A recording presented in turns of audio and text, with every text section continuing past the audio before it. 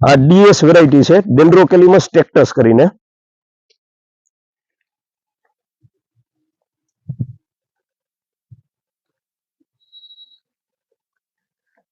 આખી જે બાઉન્ડ્રી કરી ને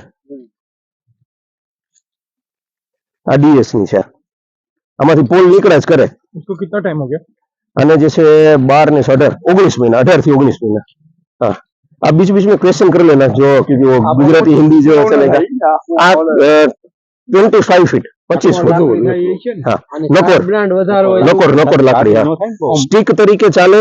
પોલીસની લાકડીથી મોટી થિકનેસ થાય અને એક હાથે પકડી શકો એટલે કે રાઉન્ડ ગણીએ ને આપણે તો 6.5 ઇંચનો રાઉન્ડ થાય. 6.5 इंच अंदर से नकोर है. ठोस वेरायटी. हाँ, लो हाइट 25 फीट की हाइट मैक्सिमम रहेगी इसकी. सर ये अपना हिंदी बोलते हैं? हाँ हाँ बिल्कुल बोल सकते हैं. नासिक से हूँ मैं. अरे हाँ, आप नासिक से है ना, बोलो दीजिए तो. हाँ, क्वेश्चन आप जो भी करो ना मैं आपको देता हूँ तो अगले को भी समझ में आए. मराठी में करो कोई बात नहीं, हिंदी में करो. हाँ, मराठी में समझी जाओ તમે? અમે તો જાય છીએ એટલે સમજીએ. બોલી ન હોય કે પંજાબી કયો મરાઠી કયો. ઘણું રખડી લીધું. અમે આ જ કરી છે. હું 3-4 દિવસ જ અહીંયા મોરબી હોઉં છું, બાકી બહાર જ હોઉં છું.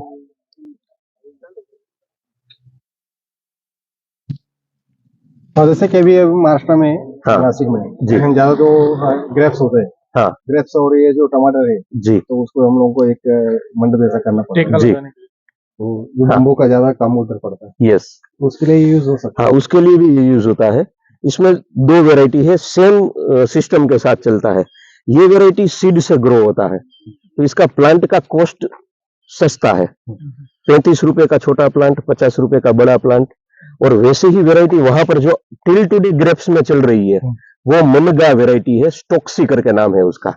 वहां पर आपके कोकण बेल्ट जो है उसके अंदर में पूरी वही वेराइटी चलती है. उसकी हाई डेंसिटी है इससे भी, लेकिन वो सीड बेस नहीं है. तो जो प्लांटेशन करते हैं उसके अंदर में उसका जो राइजोम उठा के जो है पूरा लगाना पड़ता है. तो वो कम से कम 200-250 रुपए से छोटा प्लांट चालू होता है, 300-350 रुपए का बड़ा प्लांट आता है. तो जो फार्मर कैपेसिटी वाला है फाइनेंशियली वो वही की लोकल वेराइटी वो लगा देता है. लेकिन जिनके पास में बड़ा प्लानिंग करना है तो उसके लिए फिर ये सस्ता वाला माल जो है वो प्लांट का लगाता है, ज्यादा आता है. उस वेराइटी में साइड ब्रांच कम आता है. ये वेराइटी में पोल से पोल की नजदीकी जो है वो नजीक रहती है. उसके अंदर में पोल से पोल जो निकलता है थोड़ा सा दूरी पे निकलता है. तो इसको पहले 3 साल जो हार्वेस्ट करेंगे हम, मतलब चौथे साल के बाद पहला कटिंग दूसरा कटिंग, वो कटिंग में इसको निकालना क्योंकि साइड ब्रांच ज्यादा है, और दूसरा उसको साफ करना वो थोड़ा सा हार्ड वर्क रहेगा. वही स्टोक्सी वेराइटी के अंदर में वो महंगी है, लेकिन वो थोड़ा सा साइड ब्रांच कम होना और दूर में आना उसके लिए वो हार्वेस्टिंग में थोड़ा इजी रहता है. ये दोनों सेम वेराइटी रहेगी. वो 100% नकोर रहता है और ये जो है पहले नीचे से नकोर ऊपर जाते जाते होलो होता है. 4 साल के बाद उसका मेच्योरिटी पूरा होने पे ये पूरा नकोर हो जाएगा. ये सिस्टम है. दोनों वेराइटी से वो उसमें चलेगा ही पूरा भरा हुआ है. हाँ, क्योंकि क्या होता है उसका भी समझो 1-2-3 साल के बाद डीएस 2-3 साल के बाद क्या हो जाता है वो बम्बू है जो खोखला होता है. हाँ, तो फिर उसको चेंज करना पड़ता है. बार बार वो खर्चा वही हो जाता है. उससे अच्छा तो एक बार ये आपका 4 साल तक चलेगा तो वो 2 साल ही चलेगा. ये अगर 10 साल चलेगा तो वो 5 साल ही चलेगा. और दूसरी एक भी चीज है, यदि आपको लंबे पीरियड तक वही बांस को चलाना है तो आपको 2 चीज करना है. पहले कॉस्टिंग बड़ा रहेगा, ट्रीटेड बांबू ही आपको लेना है. जो पोल है उसको ट्रीटेड करके अगर लेते हैं तो उसका कॉस्ट अलग से लगता है. तो ट्रीटेड बांबू जो है इसके मुकाबले में ज्यादा चलेगा. दूसरी चीज रहेगी कि ट्रीटेड बांबू जो है उसको अगर हम जमीन में कहीं पर भी डालते हैं, जहां मिट्टी पानी इकट्ठा होगा वहां फंगस क्रिएट होगा और वहां पर उधई आएगी. तो आप जहां पर भी पोल लगाते हो उसको कॉन्क्रीट आपको करना पड़ेगा, या तो ऑटोमोबाइल पेंट जो होता है उसमें उसको डिपिंग कर दो. अगर देसी गणित करना है तो डामर में डिपिंग कर दो उसको, नीचे का 2 फीट और आपको 1.5 फीट ही लगाना है. ऊपर 6 इंच भी डामर रहना चाहिए. तो बारिश का भी पानी जाएगा, मिट्टी उसको होगी तो वो उसको कुछ भी नहीं होगा. आप कहीं फॉरेस्ट में जाइए जहां पर बांस के जंगल है, बांस जहां पर घर बना के लोग रह रहे हैं, केरल चले जाइए, छत्तीसगढ़ चले जाइए, उड़ीसा चले जाइए, आसाम चले जाइए, फिर नॉर्थ ईस्ट के कोई भी स्टेट में चले जाइए या बाहर की कंट्री में चले जाइए, जहां पर भी वो लोग घर बना रहे हैं 25-30 साल तो वो आम चल रहा है घर. अगर नेचर के हिसाब से कोई डिजास्टर नहीं हो रहा है तो वो क्यों चल रहा है? उन्होंने पहले जड़ पकड़ ली है। इस सिस्टम दूसरा कुछ भी नहीं है, सिंपल है इतना। सिंपल चीज है। यही चीज अब जिनको क्वांटिटी में काम करना है और कहीं पर भी काम करना है तो वो लोग फिर उसमें केमिकल डालते हैं और यही सेम ट्रीटमेंट करते हैं टैंक बना के। और किसी को कॉमर्शियली काम करना है उसका तो फिर उसका एक रिफिल आता है पूरा बोतल, उसके अंदर में उसको डाल देते हैं और वो वैक्यूम से होता है और वो वैक्यूम से निकलता है जिसके कोने कोने में चला जाता है और कंप्लीट होता है वो। सर अभी कैसा है कि किसान का कैसा होता है कि जैसा भी मैं हूँ, मुझे लगाना है तो ये बम्बू का जो मुझे फसल से खर्चा होने वाला है जी उससे ज्यादा अगर बम्बू का ही होने लगा बनने हाँ। तो मुझे पड़ेगा नहीं। हाँ। तो ये ट्रीटमेंट का अगर करना है तो आपको तो बहुत ज्यादा कॉस्टली होगा। जी तो ऐसा होना चाहिए कि कम खर्चे में भी हो जाए। देखिए और वो कुछ चीजें जो है ना ज्यादा रहे। कुदरत ने कुछ चीजें ऐसी दी हुई है कि हम सोचते हैं लेकिन वो हो नहीं पाता है। बढ़िया भी चाहिए और पैसा भी हम कम खर्च करें, ऐसा कभी भी नहीं होगा। हम इसलिए नहीं कह रहे कि सिर्फ यही बेस है, कोई भी बेस पे चले जाएंगे। जैसे कुदरत ने स्टोक्सी भी बनाया है, अब स्टोक्सी में सीड आता ही नहीं है और जब सीड आएगा तो वो पोलिनेशन नहीं होगा, फिर प्लांट नहीं बनेगा। तो स्टोक्सी है आपके लिए बढ़िया, लेकिन उसका पौधा ही पहले 250 रुपए या 350 रुपए का लगाना पड़ेगा। और यदि हम सस्ता करने जाते हैं तो पौधा भी अवेलेबल है 35 रुपए और 50 रुपए का, लेकिन फिर इसको काटने में आपको पैसा देना पड़ेगा। हार्वेस्टिंग कॉस्ट जो है इसकी थोड़ी सी प्लस रहेगी, उसकी कम रहेगी। दोनों चीज एक साथ नेचर ने भी नहीं दिया है, वो चीज है। कहीं ना कहीं अपने को जो है वो समझौती करनी पड़ेगी। या पहले हम पूरा पैसा डाल के काम करें और 40 साल तक जब भी हार्वेस्टिंग करना है हम निश्चिंत रहे, या हम हार्वेस्टिंग में कोई दिक्कत नहीं है 2-3 साल हार्वेस्टिंग सही कर लेंगे। ये जो साइड ब्रांच दिख रही है वो इसलिए है क्योंकि ये प्लांट अभी ग्रो हुआ है।